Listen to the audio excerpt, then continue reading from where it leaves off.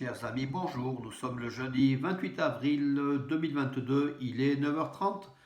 Quelques news de l'Arménie, de l'Artsakh et de la diaspora arménienne. Tout d'abord, hier, une photo qui nous a un peu, pas choqué, mais enfin qui nous a surpris.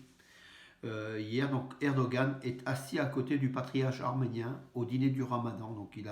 Erdogan, avant de partir en Arabie Saoudite, il a réuni donc les représentants des minorités nationales de Turquie et le patriarche arménien était juste à côté, donc voilà, au plus proche d'Erdogan, donc Saak Mashadian, donc l'archevêque arménien de Constantinople, voilà, avec d'autres représentants des minorités nationales, de religieuses, donc de Turquie, voilà, qui est une photo symbole donc de cette Turquie qui manipule aussi, hein, voilà. Alors oui, Blinken, donc le représentant, le secrétaire d'État américain, donc l'équivalent du ministre des Affaires étrangères des États-Unis, Anthony Blinken, a mis en garde l'Azerbaïdjan contre comment dirais-je, contre ces menaces ou ces mesures unilatérales, pardon, qui aggravent la situation, en particulier donc de la part de Bakou et de son dictateur Aliyev, voilà. Comment dirais-je, bon, c'est pas une menace, mais en tout cas, les Américains comment dirais-je, ont remarqué qu'Aliyev était un peu indécent et qu'il dépassait les bornes. Celui qui déclare faire la paix veut en fait la guerre, et les Américains ont remarqué cela, et demandent donc à l'Azerbaïdjan de garder un petit peu leur calme et de ne pas envenimer la situation. Donc c'est une très bonne chose de Washington, hein. On ne voyait pas ça, il y a ça quelques mois, les États-Unis ont pris la mesure du dictateur Aliyev, hein, voilà, tout simplement. Entre-temps, en Artsakh, les forces de sécurité russes, les forces de paix, ont affirmé par le ministère de la Défense, ont affirmé qu'aucune violation n'a été enregistrée en Artsakh depuis une semaine, hein, voilà, qui est aussi une bonne chose. Alors, à Gumli, donc le quartier, plusieurs bâtiments du quartier de Gumli, Mouche 2, donc du quartier de Mouche, la Mouche, donc numéro 2 de Gumli.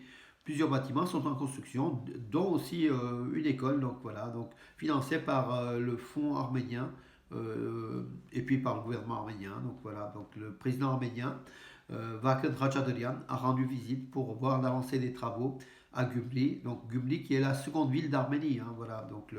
On parle beaucoup d'Erevan, mais il y a aussi Gumli et Vanatsor. Gumli, deuxième ville, Vanatsor, troisième ville, qui était un peu laissée pour compte, hein, depuis après l'indépendance pendant au moins 25 ans. Là, ces dernières années, les gouvernements arméniens essayent de redonner du tonus et de l'énergie à ces villes pour les remettre, comment dirais-je, pour les refaire devenir au niveau démographique, au niveau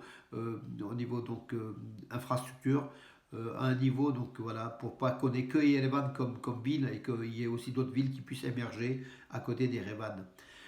Voilà, donc il y a l'homme, c'était pas un garde forestier, c'est quelqu'un qui est chargé de nettoyer un peu les branches, enfin oui, c'était un élagueur quelque part, près d'une rivière, la rivière Debet à Alaverdi, donc au nord de l'Arménie, dans la région de Lodi.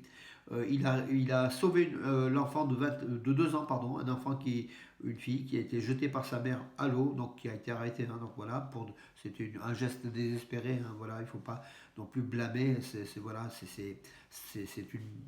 ça peut arriver tout simplement. Donc il a sauvé l'enfant qui était dans le coma, l'enfant est sorti du coma, donc l'enfant voilà, vivra, et le jeune, ce jeune homme, voilà, qui a fait ce geste, a été récompensé. Il s'appelle Jidaer Borossian, c'est un habitant d'Alaverdi. Il a risqué sa vie en fait, hein, il y a quelques jours dans cette rivière du Débet. L'enfant a été amené au centre médical d'Alaverdi, il a été donc sauvé comme je vous l'ai dit. Et puis lui, il a reçu par le ministère des services d'urgence, il a reçu une médaille, une distinction. Voilà, en France, ça aurait été la Légion d'honneur. En Arménie, ce sont des distinctions, tout simplement. Voilà, un beau geste.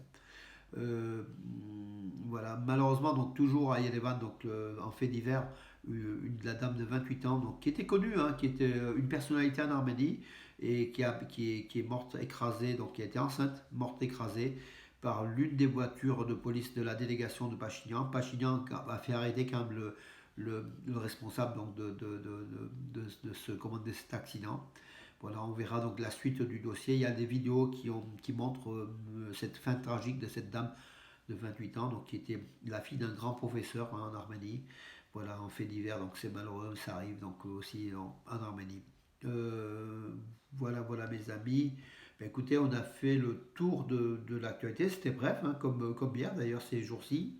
Vous avez remarqué que c'était donc aucune, comment dirais-je, aucune suite à la profanation du mémorial du Khachkar à Ixelles, hein, dans le quartier de Bruxelles, qui a été revendiqué bien sûr par les Loukrix. La signature a été sur le Khachkar, mais les autorités belges, comme d'habitude, hein, il n'y a pas eu de déclaration de, d'hommes politiques dignes de ce nom en Belgique. Voilà, donc ce qui n'est pas du tout surprenant. Hein. La Belgique est un petit peu un genre de gruyère. Hein. Donc voilà, voilà mes amis, écoutez, j'en ai fait le tour pour aujourd'hui. En tout cas, je vous donne rendez-vous à demain. Bonne journée. En tout cas, merci aux plusieurs centaines encore de personnes qui me suivent tous les jours sur mes vidéos. Je sais que je vous embête pour certains, mais certains sont fidèles, s'accrochent.